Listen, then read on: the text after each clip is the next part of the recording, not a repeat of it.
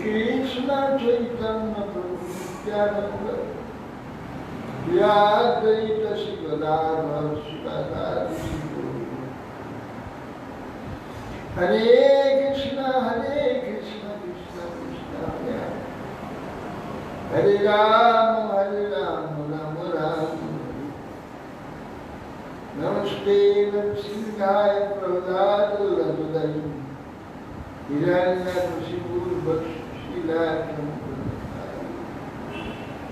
नारायण नमस्कृत्य देवी सरस्वती वैष्णव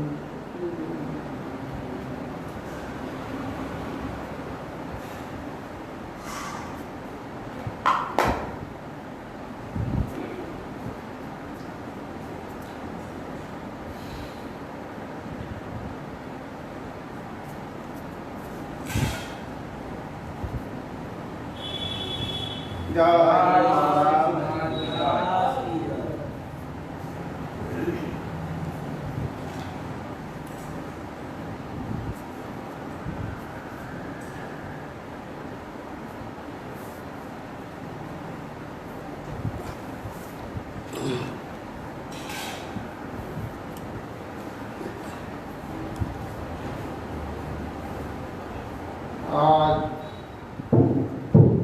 श्री श्री रामचंद्र शुभाविर्भाव तिथि रामनवमी तिथि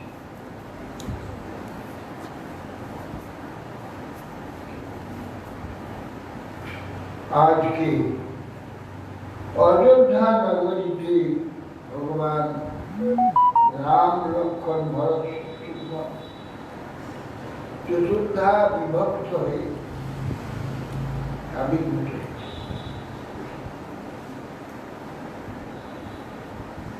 विश्ववाणिन्य रावण তার অত্যাচারে লক্ষ লক্ষ বছর ধরে সমস্ত তৃণভূমিকে উৎপাত করেছে। তো দেখতে পেলে লোকে চিৎকার করছে রাবণ আসছে রাবণ আসছে।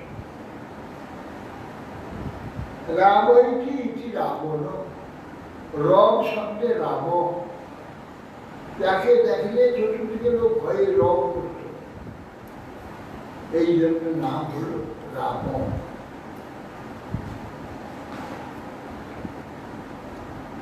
কট্টাঙ্গ রাজার পুত্র দীর্ঘবাহু। দীর্ঘবাহুর পুত্র হচ্ছে রঘু,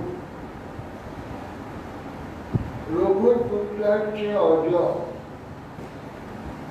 অজয়ের পুত্র হচ্ছে দশরথ, দশরথের পুত্র হচ্ছে যখন ব্রহ্মাদি দেবতাগণ ক্ষীরোদ সমুদ্রে গিয়ে ভগবানের স্তব করছিলেন,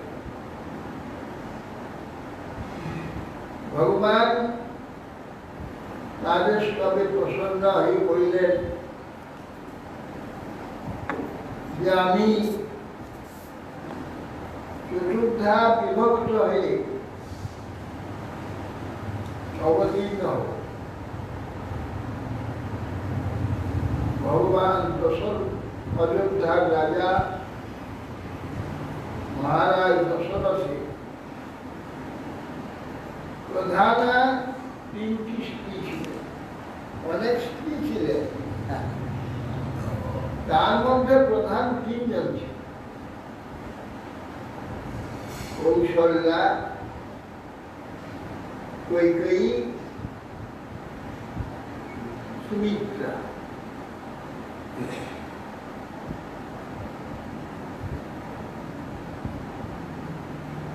লোকপাল রাজা ছিলেন দশরথের বন্ধু। সন্তানও মাত্র একটি কন্যা হয়েছে দশরথের, আর কোন সন্তান পুত্র হয়। এই জন্যে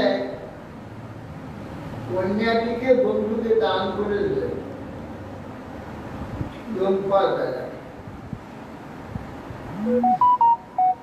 লোক লোকপাল রাজার রাজ্যে 12 বৎসর বৃষ্টি হয়। দেবতাদের প্রার্থনা জানাতে দেবতারা বললেন যে এর প্রতিকার রোহিণী নক্ষত্রে শনি বৃষ্টি পড়েছে, যার জন্য বৃষ্টি হয়েছে। করলে খণ্ডন হবে বলছেন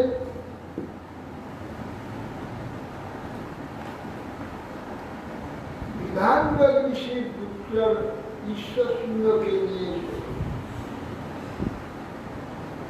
যজ্ঞ করলে তবে বৃষ্টি হবে। ঋষির পুত্রকে কি করে পাওয়া যাবে? যজ্ঞ করতে হলে দীর্ঘ সময় লাগবে।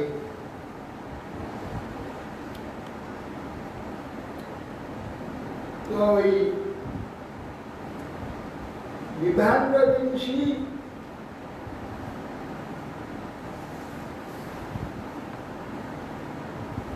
ঔরাসে হরিণীর গর্ভে একটি পুত্র জন্ম হয়েছে।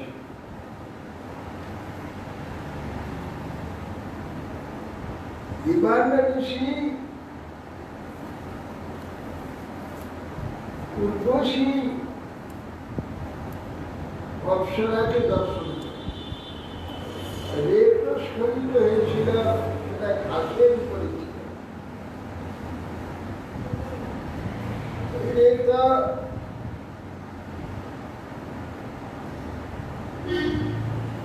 হরিণী এসে খেয়ে যান, ঋতুমতী ছিল।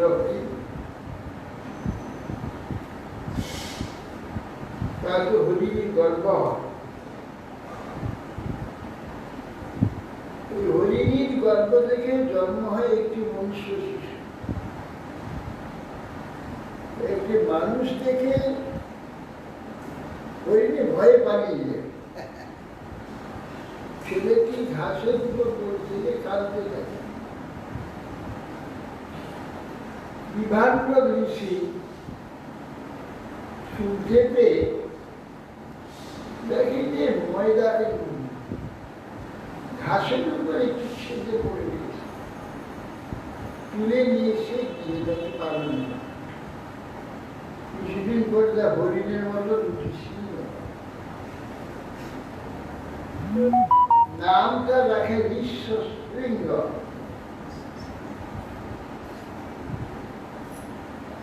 লোকপাল রাজা তাকে কি করে নিয়ে আসবেন? অনেকদিন যজ্ঞ করতে হবে, অতদিন ঋষি তার পুত্রকে নেবে না। বনবাসী ঋষি গৃহস্থের গৃহে ঋষি পুত্রকে কখনো থাকতে দেবে। তাকে কি করে আনা যাবে, তার রাখা যাবে? তখন বলে তাকে আনবার জন্য নদীতে একটি নৌকা করে কতগুলি বাইজি বেশ সুন্দর সাজিয়ে মিষ্টি আদি দিয়ে শরবত, পানা এবং মিষ্টি এইসব নিয়ে গিয়ে তার যন্ত্র আদি সঙ্গে নিয়ে চললাম। ওরা দূর থেকে রক্ষা ঋষি তপস্যায় বেরিয়ে যান কখন আশ্রম থেকে। ঋষি বেরিয়ে গেলে তখন ওরা গিয়ে গান নাচ আরম্ভ করে। যাতে গান নাচ আর সেই বাদ্য শুনে আকৃষ্ট হয়ে শিশুটি বেরিয়ে যায়। বেরিয়েছে তাদের দেখে নিয়ে ওকে কোলে করে নিয়ে প্রথমে সে পানা খাওয়ালো, সুন্দর মিষ্টি তো কখনো খায়। তারপরে ঘন দুগ্ধ, অপূর্ব দুধ খাওয়ালো, ও তো কখনো খায় না। তারপরে লাড্ডু মিষ্টি, ভারী সুন্দর। তোমার প্রতিদিন আসলো, তোমাকে নিয়ে আসলো, তোমার তুমি খাও বলে তারা চলে যাবে।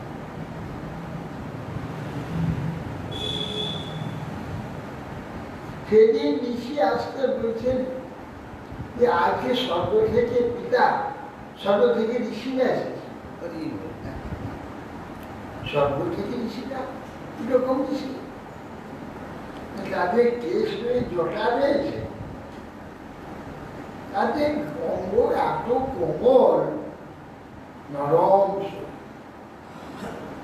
দেখতে সুন্দর। কোনদিন স্ত্রী লোক দেখেনি।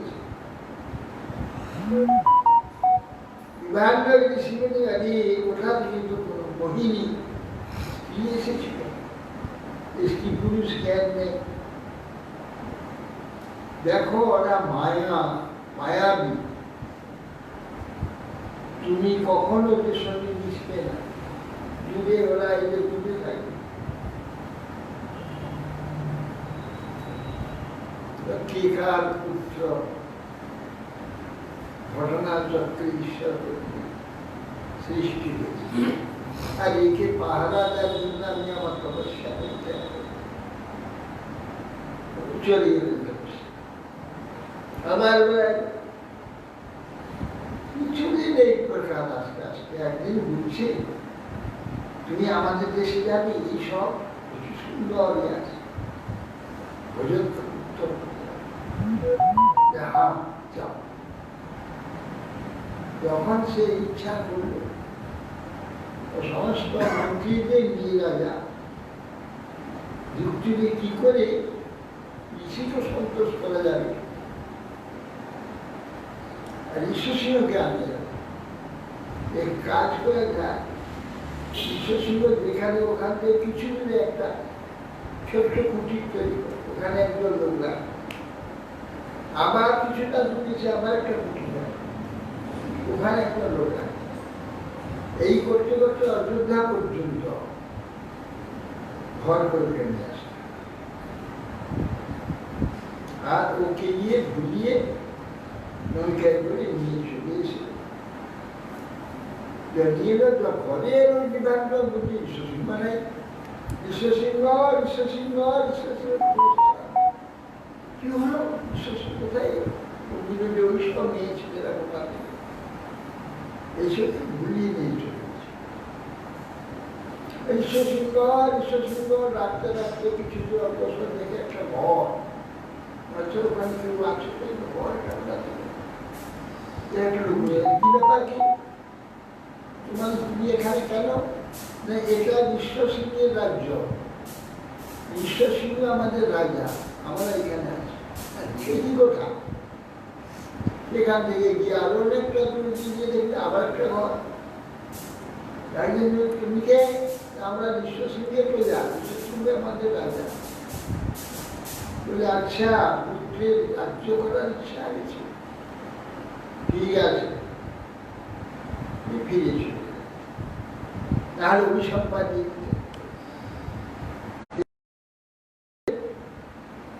বিশেষ করে নিয়ে গিয়ে ওই দশরথের কন্যা শান্তার সঙ্গে বিবাহ, যৌবন হয়ে গেছে, এবং তাকে যজ্ঞ করে, তাকে দিয়ে প্রথম যজ্ঞ করে, যজ্ঞ করতেই বৃষ্টি আসবে, তারপরে শান্তার সঙ্গে বিবাহ। তখন দশরথের পুত্রেষ্টির জন্যে লোকপাল রাজা বললেন যে সখা আপনি যজ্ঞ করুন, দশরথের বন্ধু ছিল লোকপাল ঋষি, ঈশ্বর সিংহকে যে যজ্ঞ করুন, পুত্রেষ্টি যজ্ঞ আপনার সন্তান। তখন বললেন তাই হবে। এই বলে ঈশ্বর সিংহকে ওখানে নিয়ে গিয়ে দশরথ পুত্রেষ্টি যজ্ঞ করাতে চলু উৎপন্ন হল। চলু উৎপন্ন হতে তখন প্রিয়া হচ্ছে দশরথের কৈকেয়ী, আজ কৌশল্যা হচ্ছে তার প্রধানাঙ্গী। কৌশল্যাকে যেমন দিল অর্ধেকটা দিল কই কই। সুমিত্রা বললেন, দিদি তোমরা পুত্রবতী হবে, আর আমি অভাগিনী তোমাদের দাসী, দুজনেরই দুজনের সেবা করতে হবে। সুমিত্রা দুজনে কাজ করি, আমাকে কিছু দেবে না, আমার সন্তান হবে না, ঠিক আছে আমার চলবে, তোমাকে দিচ্ছি, ছেলে তোমার সন্তান করছি, কৌশল্যা কিছুটা চলবে খেলে কইকেই বলে, তাহলে দেখো আমার পুত্রের সঙ্গে তোমার এই পুত্র, আচ্ছা তাই কইকেই বললেন যে তাহলে আমার একটু অংশ তোমাকে দিচ্ছি, এখানে যে তোমার সন্তান হবে আমার পুত্রের সঙ্গে তাই হবে। একসঙ্গে 2 মিনিট 4 মিনিট তফাতে রাম লক্ষ্মণ ভরত শত্রু, রাম ভরত তারপরে লক্ষ্মণ শত্রু, এই 4 জন পুত্র জন্ম। 4 পুত্র বড় হলেন এবং বিশিষ্ট এই রাষ্ট্র পাঠিয়ে দিলেন, সেখানে শিক্ষিত হয়ে দিয়ে অযোধ্যার নিকটবর্তী বনের মধ্যে বিশ্বামিত্রের তপবন। যখন পর্ব হয় পূর্ণিমা এবং অমাবস্যা, সেই সময় তারা যজ্ঞ পর্বেতে পূর্ণিমা অমাবস্যাতে যজ্ঞ করলে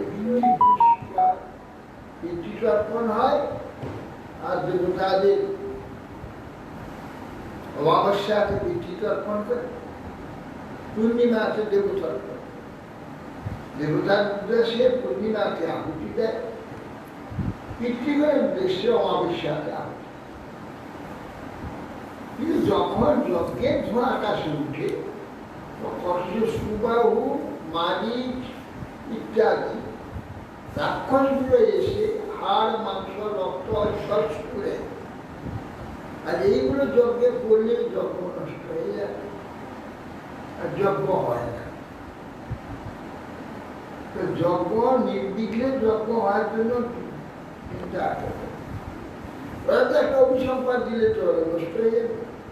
বিশ্বামিত্র সত্যি কোন চিন্তা সৃষ্টিগুলো করে যদি হত্যা করে তাও পারবে, কিন্তু পবিত্র অর্থে পরমার্থের জন্য, দেবতার জন্য সত্যগুণের যে কার্য যজ্ঞ তপস্যা, বিশেষ তপস্যা, সেটা যদি কোনো নোংরা জায়গায় লাগায় তার শক্তি নষ্ট। এই জন্যে যারা পবিত্র নাম ভগবান, পবিত্র মন্ত্র জপ করে, পবিত্র হরিকথা আদি কীর্তন করে, তারা কখনো অশ্লীল ভাষা এবং ঝগড়া, ক্রোধ, মারপিট, নিন্দা এইসব করবে। তাতে কি হয় না, ওই যে যতটা যা কিছু করছে সব ফল নষ্ট, ফল সারা জীবন নাম করলো, হরিকথা শুনলো, সেবা করলো, শেষকালে দেখা যায় কিছুই। আমার দিদিমণি বাবাজি মহারাজ 30 বছর গুরু মহারাজের সেবা করেছে, 18 বছর সেবা করেছে,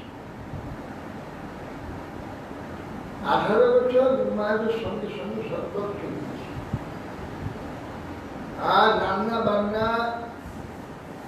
ভালো করতো, ভান্ডারি করেছে প্রায় অন্তত 20 বছর। কিন্তু কোন শ্রদ্ধা ভক্তি বা প্রীতি কোন কার্য করেনি, অত্যন্ত ক্রোধ ছিল, আর তার আনন্দ ছিল ছবি আঁকবে পুতুল তৈরি করে, তুরঞ্জন যার ফলে সে অন্তত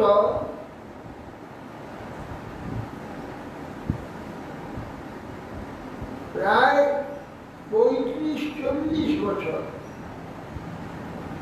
গুরুগৃহে বাস করেছে, আর সেবা করেছে। মন্দিরে ঠাকুরের শৃঙ্গার করত, বর্জনাকে লোকনাথকে আরতি করত, পূজা করত, গুরু মহারাজে আরতি পূজা প্রতিদিনই করত। তারপরে রান্না, তারপরে আমান্য করার কেউ অমান্য করি না, একলা সমস্ত আমার। রাত 3টে থেকে রাত 3টা থেকে বাসে লেগে যাবে, যে আরতিতে খোল যাওয়া যাবে, খোলাতে গিয়ে আর মানুষ বসে বসে এই জানি না মা চলে যাওয়ার পরে এত সেটা করেছে। মরার পরে পেট জমি হল, বুঝলো তো কি অবস্থা? অবশ্যই বুঝে করেছে, পাবে না, সব পাবে। তো প্রথম হলো তো পেট জমি, তাকে আবার আমি উদ্ধার করে দিয়েছি। পেট জমি কোথায় অল্প কয়েক বছর ছিলাম, তারপরে আমি গুজরাট গেলাম, গিয়ে ওই সিদ্ধপুরে বিন্দু বিন্দু সরোবর সিদ্ধপুরে গিয়ে ইন্দ্রা দিয়ে ওকে উদ্ধার করেছে। স্বর্গে চলে গেছে, কেন সব পুণ্যকাল তো করেছে, সব কিছু বহু কাল সঙ্গে থাকে। আবার জন্ম হবে উত্তম কুলে, বৈষ্ণব গিয়ে সুদাচার ভালো কি জন্ম হবে, ওই আবার ভোজন আদি করবে। এই জন্য আর হলো না। হ্যাঁ, স্বর্গ হবে। স্বর্গে যে বিষ্ণু কেন আছে বিষ্ণু সম্বন্ধীয় শ্রদ্ধা দাসের প্রতি ছিল না, বিষ্ণুকে জানি। আর নিজের পেট যদি যা না হতো তাহলে স্বর্গে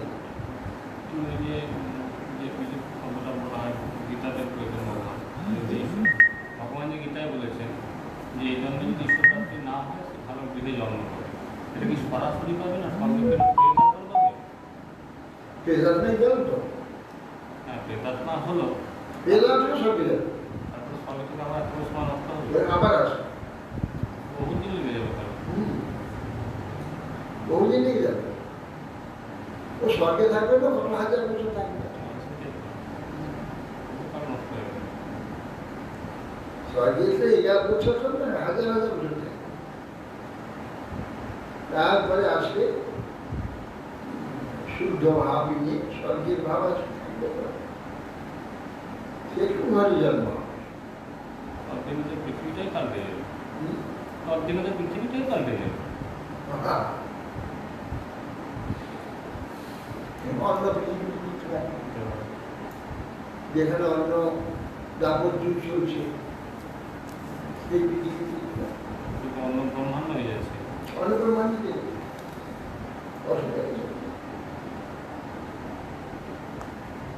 অন্য ব্রহ্মাণ্ডে দেখবার প্রায় হয় না, এই ব্রহ্মাণ্ডে যায়।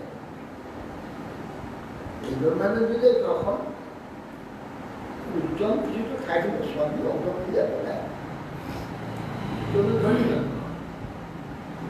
যাক, এইভাবে রামচন্দ্র তিনি গুরুগৃহে,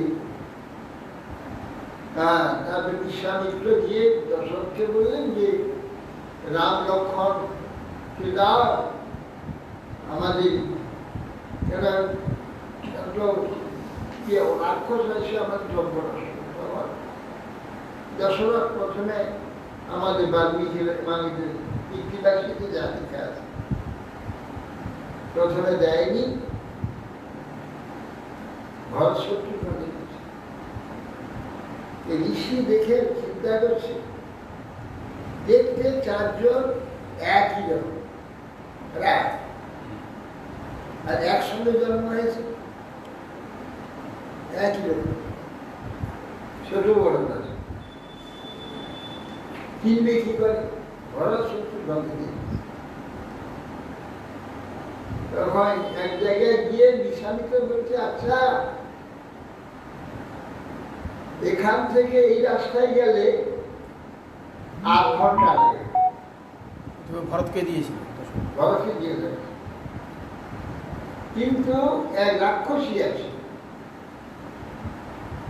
আর এ পাইতে গেলে 5 ঘন্টা লাগে, নির্ভয় রাস্তা। সময়টা বেশি লাগবে, হ্যাঁ, যেটা নির্ভয় রাস্তা সেখানে সময় বেশি লাগবে। হ্যাঁ, বেশি সময় লাগবে। তো বলছি তার দরকার কি, ঝামেলার মধ্যে গিয়ে দিতে গেলেই হয়। তুমি রাম না, বঞ্চনা করেছে। তুমি রাবণকে বধ রাবণ বধ করবে। এই শোনো, চলো সঙ্গে নিয়ে এসে ক্রোধে একবারে আমার কাকার চেয়ে একবারে বিশ্বামিত্র আগুন জ্বলে যাচ্ছে। ছয় দশকের মধ্যে সব চারদিকে আগুন জ্বলছে কেন? আমি দশকে রেগে আসবে, আপনি বঞ্চিত করেছেন। তখন দশরথ ঘরকে ছুটি দিয়ে বা চন্দ্র করে ক্ষমা ক্ষমা প্রার্থনা করে, তুমি আমাকে বঞ্চিত করেছ, রামকে দাওনি। দেখুন ঋষি, রামের অভাবে আমার মৃত্যু হবে, এ কথা ঋষি অভিসম্পাদ আছে। রাম সেই জন্য রামের বিচ্ছেদ ভয় আপনাকে আমি দেই না। রাম লক্ষণ দিলেন, ঘর শক্তি ভেঙে রেখে রাম লক্ষণ নিয়ে গিয়ে ওইখানে গিয়ে বলছে, রাম এই দিকে 8 ঘন্টা রাস্তা, মহাকারখানার নেই, রাক্ষসী আছে, এ বাড়িতে গেলে 5 ঘন্টা রাস্তা, কিন্তু নিরিবিলি ভয় নেই। এদের রাক্ষসী আছে, কি আছে তাহলে চলুন না, কেমন রাক্ষস ঠিক আছে চলো।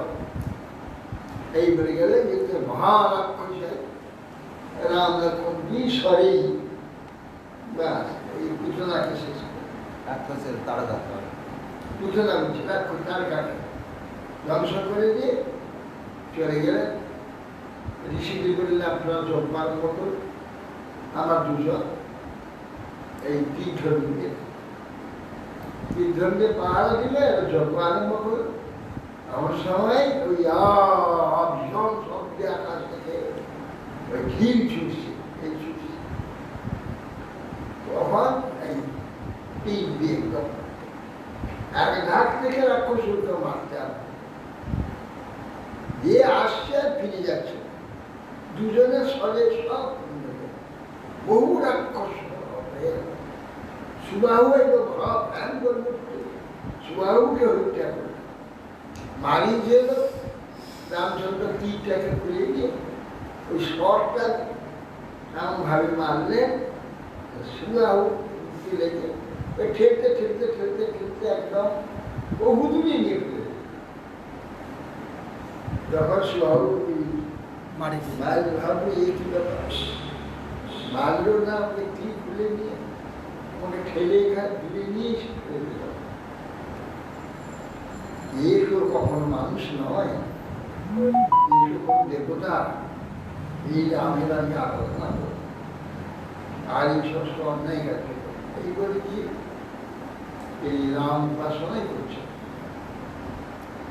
এইভাবে যখন বললেন, যখন অসুবিধা বধ হইল, নির্বিঘ্নে যজ্ঞ সম্পূর্ণ হলো, পুণ্যার্থী হলো, অবভৃত স্নান করে বুঝে রাম লক্ষণ চলো আমার সঙ্গে এই অযোধ্যা যেতে হবে, এই মিথিলা মিথিলা যেতে হবে। মিথিলার জনক রাজার কি একটি কন্যা আছে, জনকের বিরুদ্ধে একটি হরধনু আছে, যে হরধনুটি জেয়ার ওপর করতে হবে, আর কিছু জেয়ার ওপর করতে হবে, করলে ওই কন্যাকে লৌহ ওগুলো লাগে ধরুটাকে তুলতে, এত ভারী। বহু রাজা আসছে, তুলতে পারেনি, তোমার আছে এই বলে যাচ্ছে বহু দূর তো কোথায় অযোধ্যা কোথায় মিথিলা উত্তরপ্রদেশ পেরিয়ে বিহার, বিহারে নেপালের বর্ডার। নেপালেই পড়েছে, হ্যাঁ নেপালের মধ্যেই। বর্তমানে নেপাল। হ্যাঁ নেপালের কাছে ছিল ওটা, এখন নেপাল হয়ে গেছে। নেপালটা ছিল এই পাহাড়টা, নেপাল তো ভারতবর্ষের মধ্যেই ছিল। পাহাড়টা আর নিচটা ওটা ছিল বিহার। যাই হোক, এবারে সীতামঢ়ি আর উপরে হচ্ছে জনকপুর। জনকপুর ওই একটাই ছিল। হ্যাঁ। আর পাহাড় থেকে নেমে কিছু দূর আসে আজকে তো সীতামঢ়ি পড়ে এই জনকপুর পড়ে। হ্যাঁ। এই নিচটা সব ছিল এটা এর মধ্যে। তারপরে আসছে মুখ শুকিয়ে গেছে, খেতে পারিনি তো কি খাবার দিয়েছি, অনেক বেলা হয়ে গেছে, মুখ শুকিয়ে গেছে। ওহো তোমাদের মুখ শুকিয়ে গেছে, খুব ক্ষুধার্ত রাজা ছিল তো, কত ভোগ দিয়েছিল যে খাওয়া হয়। আচ্ছা তোমরা এখানে পুকুরে স্নান করো, ওই জলাশয়ে জলাশয়ে স্নান করে এসে কাছে স্নান করে কাছে চলে এলো, আর সে মন্ত্রগুলো খেলো। এই মন্ত্রটা জপ করতে থাকো, তাহলে আর ক্ষুধা তৃষ্ণা নিদ্রা কিছু হবে এই না। মন্ত্রটা কি ক্ষুধা তৃষ্ণা অলস নিদ্রা সারাক্ষণ কন্টিনিউ জব করে যেতে হবে? জপ করে যেতে হবে। সারা জীবন মানে যত জপ করে গেলে তখন আর শক্তি সব পরিপূর্ণ থাকে, জপ করতে থাকে। এটাই কথা। তখন আর জপ করতে থাকলো। বলছে এখন কেমন লাগছে না, খুব ভালো লাগছে, খুব আনন্দ লাগছে, কোনো কষ্ট নেই, জপ। মিথিলা এসে বসবে, জগতে করলেন যে এই দুটি ছেলে এনেছি, এরা দশরথের পুত্র, এরা হরধন পরীক্ষা দেবে। যখন সীতাকে নিয়ে এখানে এটা জন্ম, এটা সব নিল, সীতার জন্ম সব নিল, একেবারে মঙ্গলি কন্যা, একবারে প্রতিবিচ্ছেদ, বিবাহের কিছুদিন পরে প্রতিবিচ্ছেদ, ভয়ানক দোষ। সমস্ত একসঙ্গে যত জ্যোতিষী আছে রাজ্যে সব নিয়ে সে বসে ভয়ানক হিসাব করবে, কিছুতেই আর মিলাতে পারবে বলে এ বিয়ে হবে না। দশরথের খুব এমন সুন্দর, জনকের এর সঙ্গে মেয়েকে দিতে পারবে, মেয়ে স্বার্থ। জ্যোতিষের মধ্যে খবরটা দেবেন না মহারাজ, দেওয়া মানতে দিচ্ছে না। সীতার কথা শুনে সীতা স্মরণ করে যে পিতা কি বলছে, দোষ মঙ্গল দোষ না ভয়ানক মঙ্গল দোষ, কিছুতেই প্রতিশ্রুতি থাকতে পারে। এই ঘটনাটা কি বাল্মীকি রামায়ণে আছে? বাল্মীকের অটোমেটিক অত খেয়াল করে।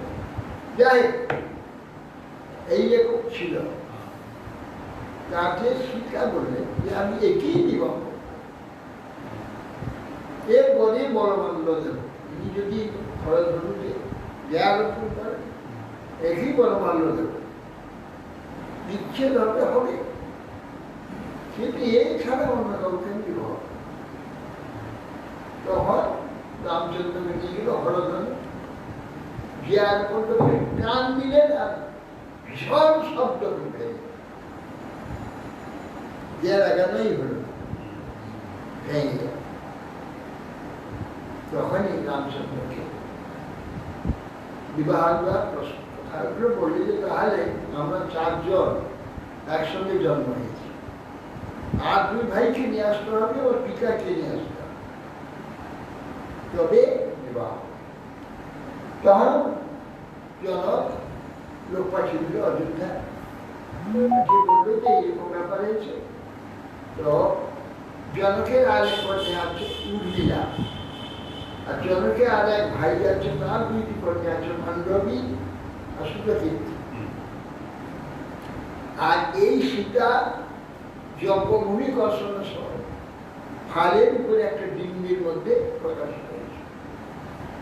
এই যে ফালের না, ফালের দোকানটাকে সীতা বলে, সীতায় উঠেছিল বলে নাম সীতা হলো। তাহলে নাম হইল জানকী, জনক কন্যা বলে জানক, জানকী নামে। আগে আগে নামগুলো এরকম পিতার সম্বন্ধেই নামগুলো হলো জানকী। দ্রুপদের পুত্র দ্রৌপদী, দ্রুপদের কন্যা দ্রৌপদী। কুন্তি ভোজ, কুন্তি নাম কুন্তি ভোজের নাম অনুসারে সেই কুন্তি ভোজ দিয়েছিল, দান করেছিলেন কুন্তিকে। তো অতএব এই চারজন দুজনকে নিয়ে এলেন, তো একদিন 11 দিনে 4 ভাই বিয়ে হবে। বিয়ে করে যে রাস্তায় গিয়ে আমার পরশুরাম সে হরধনু ভেঙে যাবে, জীর্ণ হরধনু ভেঙে যাবে, এত আসপর্দা তোমার, এইবারে খুব ক্রোধে। তারপরে আচ্ছা আমার ধনুটা ভালো তো ভাই, ধনুষ পথে তো ওর মধ্যে রামের অংশ কিছু না, চলে গেলাম। এবার নিজেই ভেঙে চোর হাত করে বললাম বেশ। ভগবানের সপ্তাহে হ্যাঁ, সপ্তাহে সবতার না সরাসরি? তারপরে বলি যে ঠিক তো অকারণ যাবে না, আমি ঠিক আমরা আমার জমিতে ঠিক কোথায় ছাড়বো, বলে আমার যে পুণ্য লোক আছে এটা উত্তম বলে না, আমার পুণ্যের দরকার, পুণ্যের আমার বাচ্চাটা আমি মহেন্দ্র পর্বতের সমস্যা এখনো সমস্যা করছি, মহেন্দ্র পর্বতের সমস্যা করুন, আমার পুণ্য লোক বদল এইটা করলে তারা সফল হইলেন। পরবর্তীকালে তখন যৌগরাজ্য অভিষিক্ত করার জন্য সমস্ত আমার রেখে ধরলেন, যৌগরাজ্য অভিষিক্ত হবে। কিন্তু 2 ভাই চলে গেছে মিথিলা, না এই নন্দীগ্রাম, ভরত শত্রুঘ্ন। ভরত আর শত্রুঘ্ন চলে গেছে। এখন গোপনে গোপনে রাজ্য নিষেধ করে দিতে চাচ্ছে দশরথ, কেননা কি জানি ভরত তো রামের সমান, ভরত শত্রুঘ্ন সব সমান চারজন। রামকে রাজা করলে লক্ষ্মণ রামের অনুগত, ভরত কিছু বিরোধ করি, এইটা ছিল দশরথে হয়। ওরা যখন চলে গেছে এই ফাঁকে ভরত যে রামের প্রতি এতটা অনুরক্ত জানতেন না? সব জানে, কিন্তু ওরা রাজা জানে তো যে রাজ্য আর লোক তো হ্যাঁ যদি পাল্টে যাবে, যদি পাল্টে যাবে, কেউ পাল্টে দেয়, মা আছে কইকেয়ীর ভয়ই এটা হচ্ছে। এই কারণে ওইখানে থাকতে থাকে, এখানে আয়োজন হয়ে গেছে। তখন মন্থরা গিয়েই যুক্তি দিল, যদি মন্থরা না যুক্তি দিত রামের রাজ্যাভিষেক হয়ে যেত, রামায়ণ ওইখানে শেষ হয়ে যেত। কিন্তু রামায়ণকে বাড়িয়ে দিল মন্থরাই হচ্ছে রামায়ণের চালক। যেহেতু খুব রামের খুব প্রিয় ছিলেন।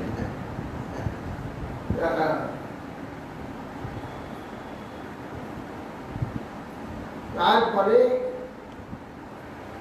যখন হলো দশরথ মান ঘরে গিয়ে অবস্থা কি হয়েছে, কি রাগ হলো তোমার, মান কেন হলো? দশরথ বলে তখন বলছে আপনি এক সময় আমাকে 2টি বর দেবেন বলেছিল, আমি বলেছিলাম যে আমি সময় মতো চেয়ে যাব। তো সেই বিপদে একবারে ভরতের রাজ্য, বিপদে আপনি ভগবান 14 বছর এইটা শুনেই মূর্ছিত হয়ে পড়ে গেল। আরে তুমি এত প্রিয়া আমার, প্রিয়া না রাক্ষসী তুমি, আমার সর্বনাশ করলে, এটা কি করে সম্ভব? নিশ্চিত হয়ে যাচ্ছে, এ খবর রামের কান গেল। তখন রাম বলছে তাহলে পিতৃ উত্তরাধিকার পুত্র হয়, যখন সম্পত্তি উত্তরাধিকার হয় তখন ঋণেরও উত্তরাধিকারী হবে। পিতৃ শোধের জন্যে আমি বনবাসী আছি।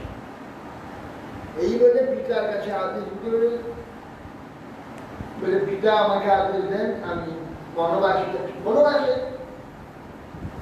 কেন তোমাকে বনবাসীতে কে বলল?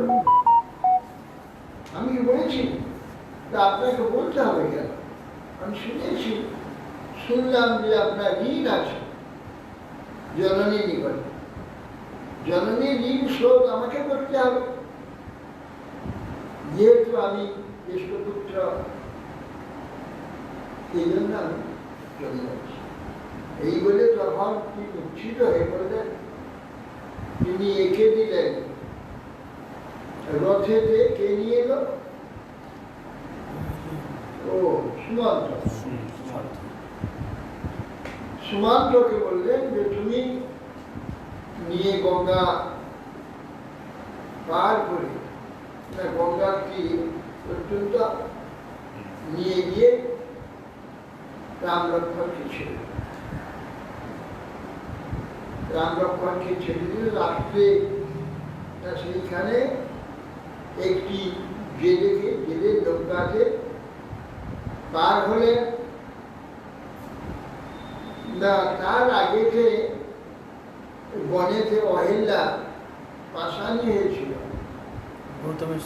দুজন তখন এতে দিয়েছিলেন বিশ্বামিত্র আশ্রম, বিশ্বামিত্র নিয়ে গেছে রাম এই পাশানিতে চরণ কষ্ট।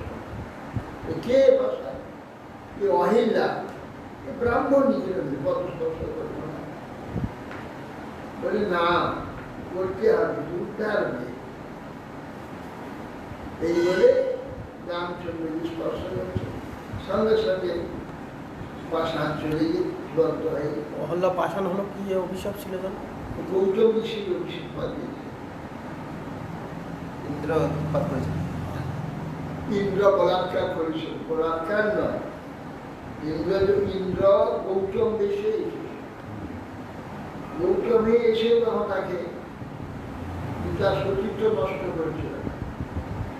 এখন বিচার হচ্ছে সে তো গৌতমই তার প্রতিবরী, তো তাকে তার কাছে গিয়েছিল।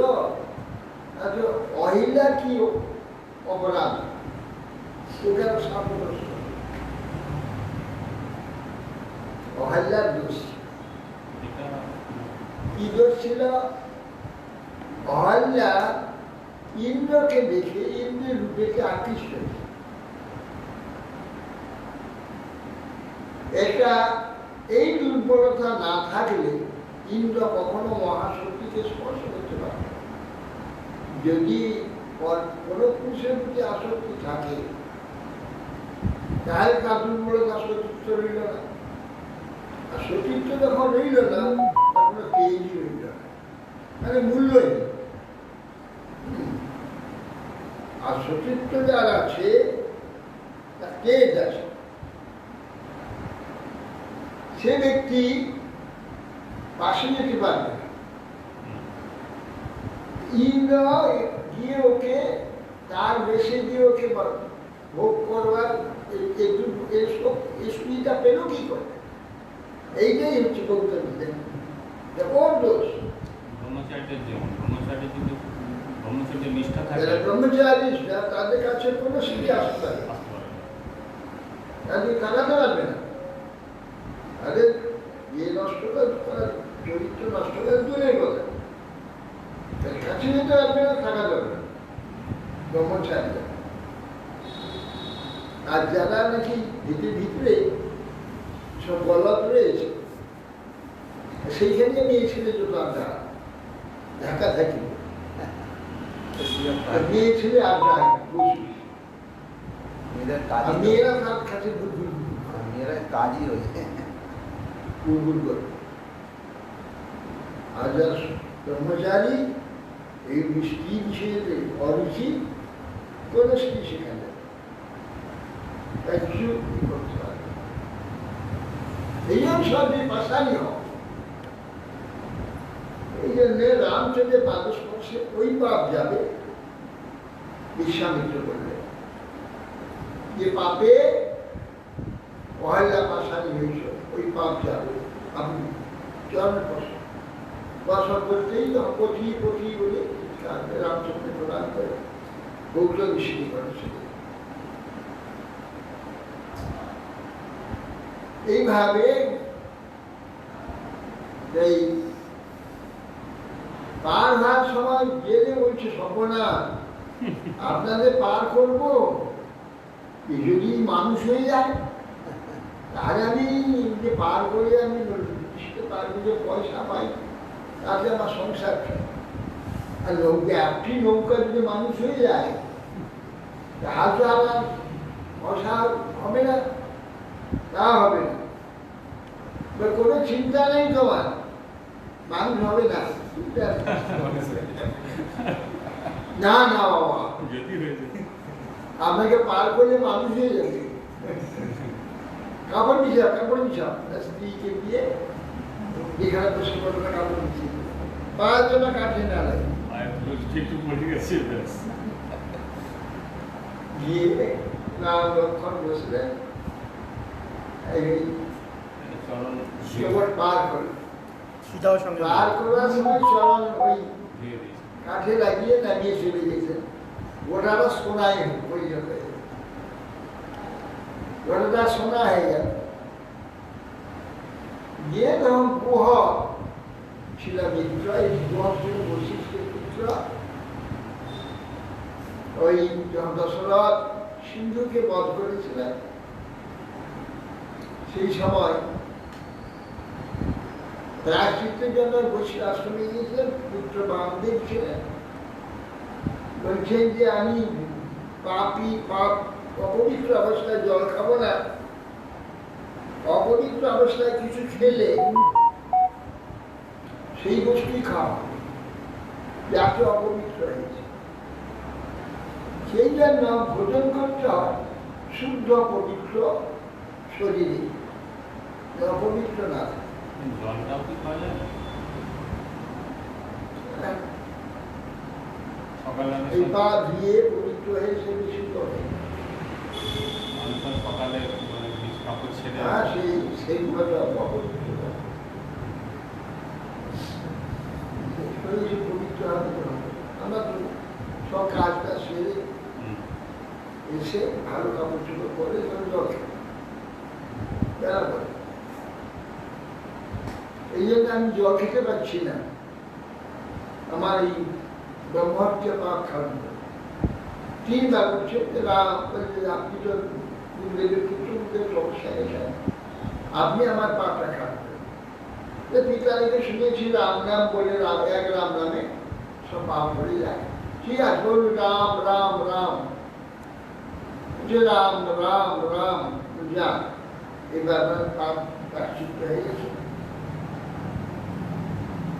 এইগুলো যখন চলে গেলেন, বৈশিষ্ট্য যখন সমস্যা এলেন থেকে ফিরে এলেন, তখন বলেন যে দশরথ মহারাজ এসেছিলেন, এই ব্রহ্মহত্যা করেছিল পাপ খানের জন্য, আপনি তো ছিলেন না, আমি তার পাপ খানোর 3 বার রাম নাম করেছি।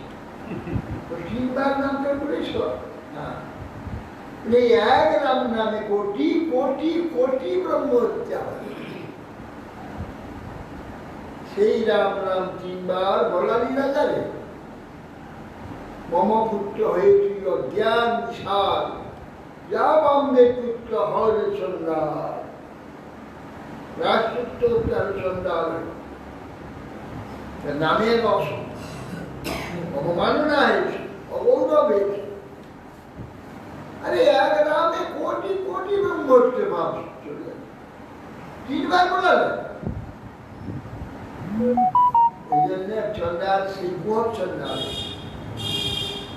রামচন্দ্রকে দেখেই সঙ্গে সঙ্গে অবশ্য যখন তীর্থে গিয়েছিল একবার গঙ্গা স্নানে, সেই সময় গুহক মিলিত হয়েছিল। গুহককে রামচন্দ্র আলিঙ্গন করেছিল, গুহক মিত্র হয়েছিল। রামচন্দ্র এসেছেন, জেনে তখন নৌকা নিয়ে এসে উপস্থিত জমাশা নদী যেখানে পার হচ্ছিল ওখানে গঙ্গা পার।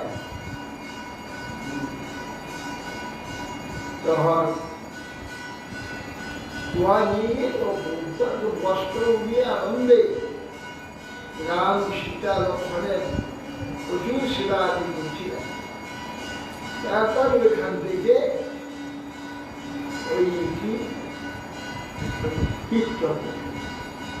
চিত্রপটে গিয়ে ওখানে ছিলেন, ওইখানে ভরত শুনতে করে প্রতিকার মুক্তি হয়েছে, ওকে রাখতে গেল। এসে বলতে কি হয়েছে ব্যাপার, রামচন্দ্র চলে গেছে বনবাসে, সেই যুদ্ধে রাবণের মুক্তি হয়েছে। অর্থাৎ জননী ডাক্তার, জননী দিয়েছেন মুক্তি ঘোরা সেখানে পাইছে। ভালো উপঢৌক করে নিয়েছে, তাকে বরণ করতে যাচ্ছে, শুনে ফেলে দিয়ে তারপরে মাকে আপনার বিকাল উদ্যোগে ক্রিয়া সব করে বা বিরাজ ছেড়ে দিয়ে বনবাসী গিয়েছিলাম যথাযথ রেখে। তারপরে রামচন্দ্রের চরণে যে রামচন্দ্র ফিরিয়ে আনবার জন্য চিত্র করলেন, রামচন্দ্র ফিরলেন না, না ফিরে এখন চরম দুটি দিয়েছিলেন, খড়ম দিয়েছে গ্রামে রেখে তিনি রাজ্য শাসন করেছেন। মামার বাড়িতেই ছিল, মামার বাড়িতেই ভরত ছিল না, আলাদা বিহার নির্মাণ করে সেখানে রাজ্য শাসন ছেলে আলাদাভাবে হয়ে যায়। এটা বনবাসে বনবাস করছে, ও বনবাস বনের মধ্যে গিয়ে কুঠি নির্মাণ করে সেখানেই বাস। রামায়ণে অর্থের খুব বেশি দেওয়া নেই, কিন্তু যেটুকু আছে এত সুন্দর, দুর্দান্ত, সব থেকে আমার ভালো লাগে। এত সুন্দরভাবে বর্ণনা আছে, ভরতের চরিত্র খুব কঠোর তপস্যা করতে থাকে। যে কথা কঠোর তপস্যা করেছে। তারপরে ওখান থেকে সোনার মধ্যে জল ছিল। মাঝে মাঝে রাজমন্ত্রী করে ওখানে এক বিরাট নামে রাক্ষসকে বধ করছিলেন বলে ওখান থেকে ঋষিরা সব চলে গেলেন বলে রাম লক্ষ্মণ সীতা ওখান থেকে চলে গিয়ে নাসিকে পঞ্চবটী দিয়ে সেইখানে 12,000 এই রাক্ষস আক্রমণ করেছিল, তাদের বধ করে 14,000 তাদের প্রধান তিনজন ছিল খড়দূষণ 14,000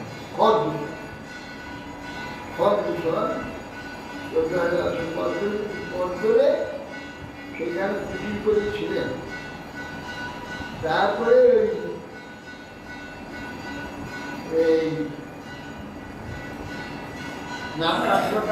সুর্পনখা, এই সুর্পনখাকে তার পতিকে রাবণ ভুলে হত্যা করেছে। জেনে গিয়ে রাবণকে বলছে, তুমি আমার স্বামীকে বধ করলে আমি কি করবো? বলে তুমি বলপূর্বক যে কোনো পুরুষকে ভোগ করবে, তাহলে তোমার কোনো পাপ হবে।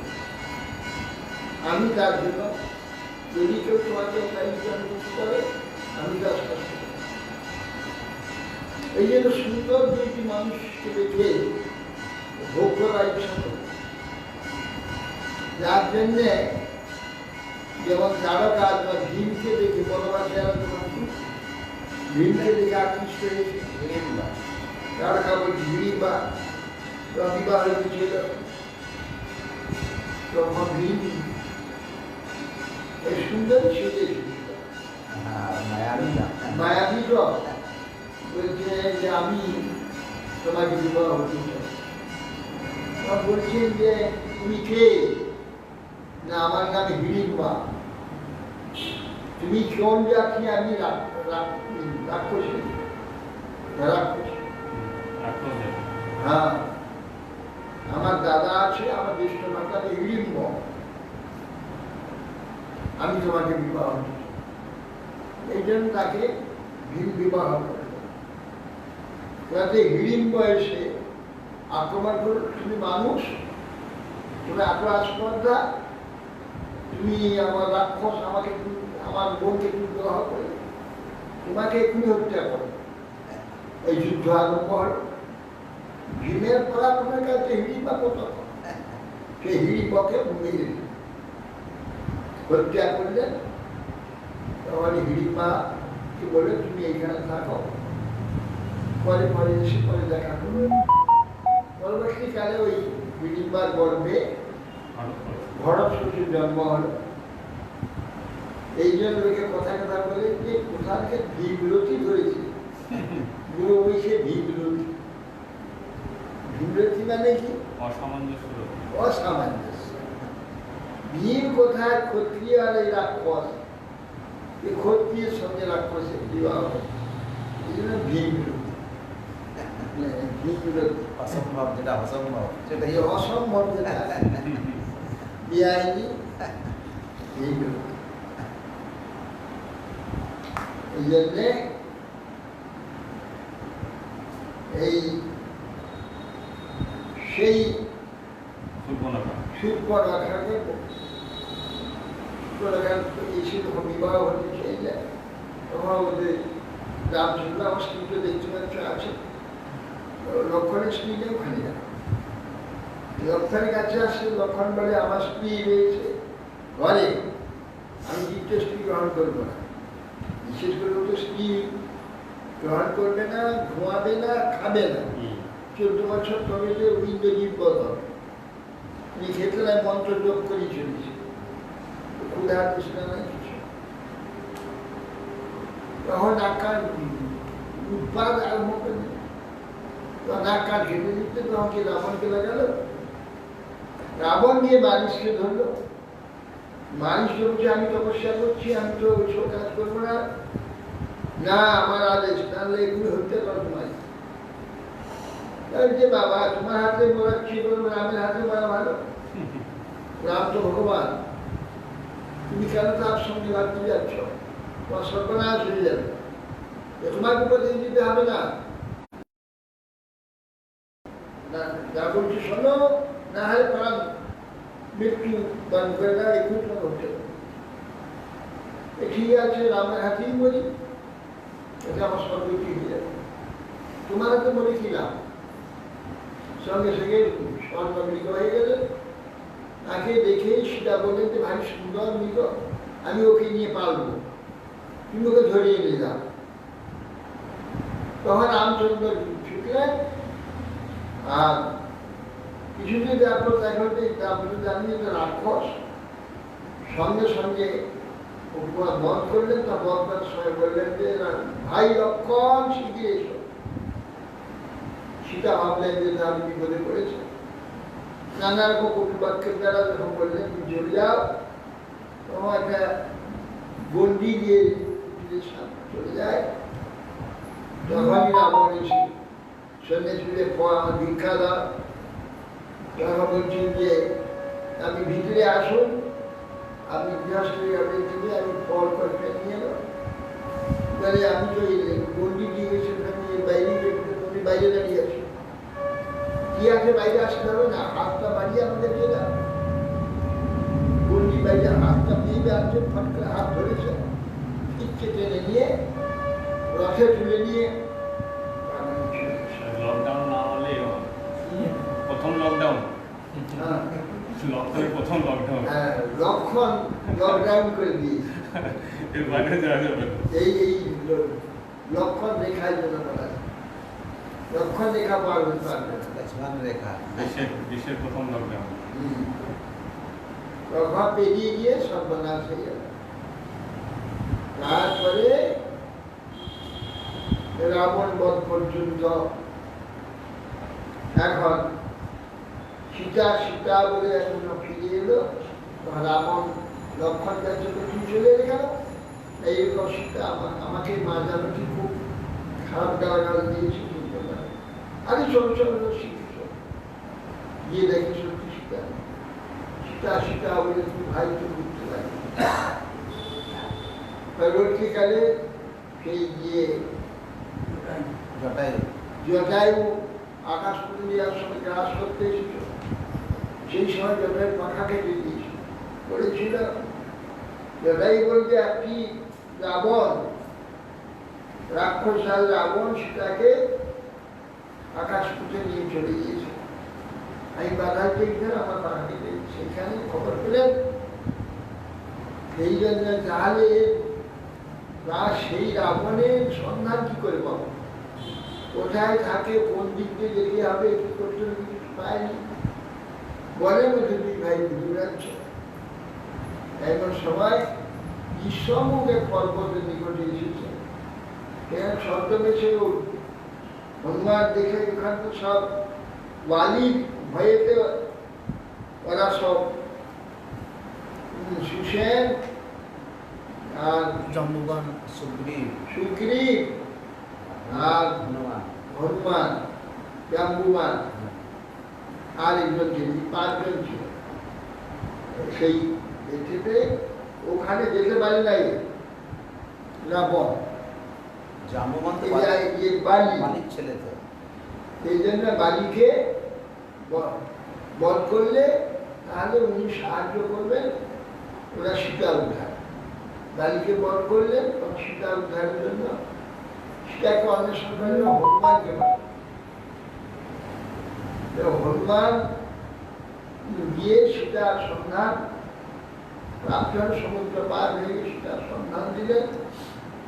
দেখে তখন সমস্ত মানব কটক সংগ্রহ করে সুগ্রীব তখন সমুদ্রের ফিরে এলেন, রামচন্দ্র ফিরে। রামচন্দ্র 3 দিন শুয়েছিলেন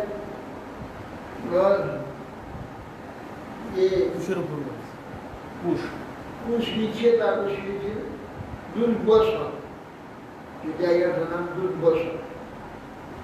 রামচন্দ্র মন্দিরে রামচন্দ্র শুয়ে আছেন বিরাট, ওখানে শিবের উপাসনা করেছিলেন দুর্বসন, রামেশ্বর আগে দুর্বসন।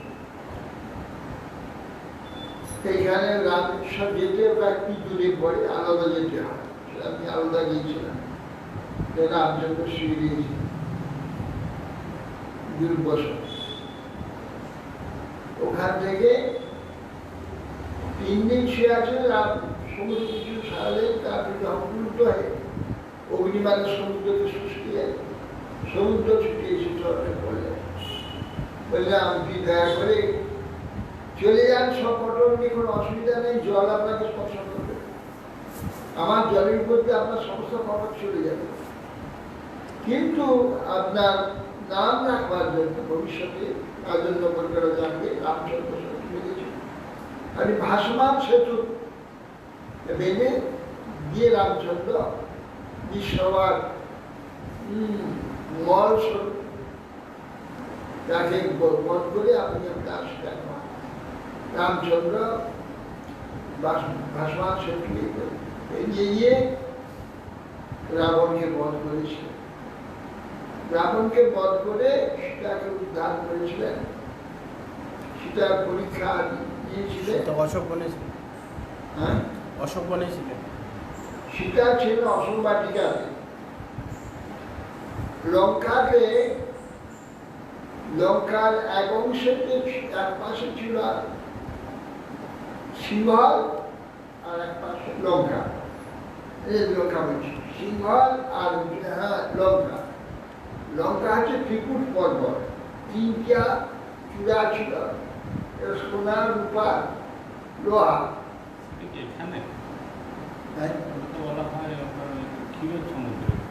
সেটা ত্রিকুট আলাদা, এখানে 3টে না, এই 3টা ছিল সোনা।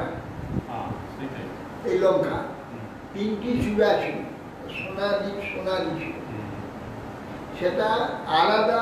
পাশে ছিল সিংহল আর পাশে লঙ্কা।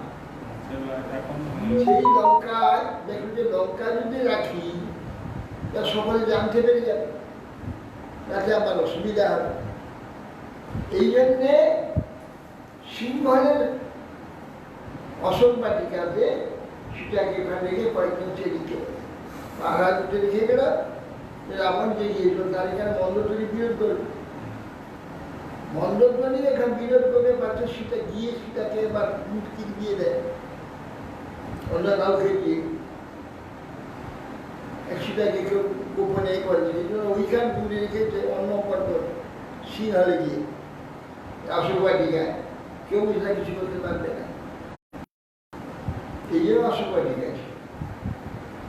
এইভাবে রাবণকে পদের বাস্ত আছে, রাবণকে বধ করে সেটাকে উদ্ধার করেছে।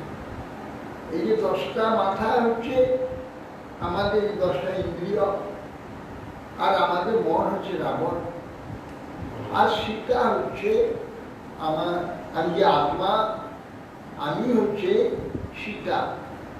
এই জন্যে আমাকে এই রাবণ মানে এই যে মন, আমার মন রূপ রাবণ, আমাকে এইখানে 10 মাথা না, এই 10টি ইন্দ্রিয়, মনের 10 মাথা রাবণ আমাকে বন্দি করে রেখে দিয়েছে। হ্যাঁ, এই অশোক বাটিকায়। অশোক বাটিকা কেন নাম দিয়েছে না, আমি তো অশোক বাটিকায় রয়েছি। অশোক অর্থাৎ শোক নেই, আত্মাকে কোনো শোক নেই। শোক হচ্ছে শরীরে, শরীরটা হচ্ছে জঙ্গল,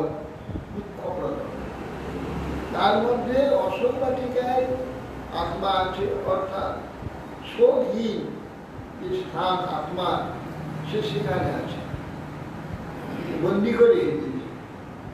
এই জন্যে আমাদের ওই 10 মাথায় রাবণ রুদ্র মনকে বধ করে, অনুগত করে এই মনকে সে ভগবানকে, ভগবানের যে সেবা, সেই যে ভক্তি, যে ভক্তিকে অ্যাকচুয়ালি বন্দি করে রেখেছে। আত্মার ভক্তি হচ্ছে একমাত্র যা, সেই ভক্তিকে উদ্ধার করতে হবে, করে ভগবানের পাঠ করবে। এই শ্রী রামচন্দ্র আজকে আমাদের এই প্রসন্ন হয়ে আমাদের এই 10 মাথা 10টি ইন্দ্রিয় রাবণ মনকে বধ করে ভগবানের দাস্যম সৃষ্টি করে, যেন সমস্ত ইন্দ্রিয়কে এমন মনকে ভগবানের সেবাকে নিয়োগ করতে পারে। নিয়োগ করে নিজেদের সেই আত্মার যে ভক্তি, তাকে উদ্ধার করে আমি ভগবানের পাঠ করতে নিজেকে সমর্পণ করতে পারি। এই কৃপা করুন আমার প্রতিদান ছাড়া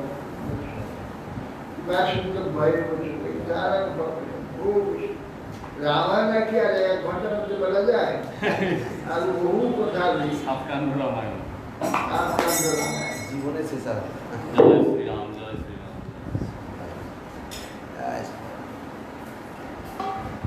রঘুপতির আগমন।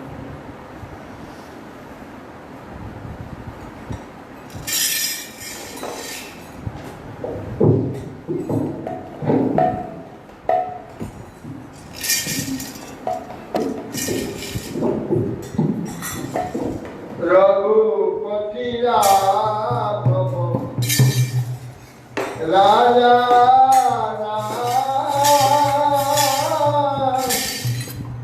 অতীত পাবন সীতা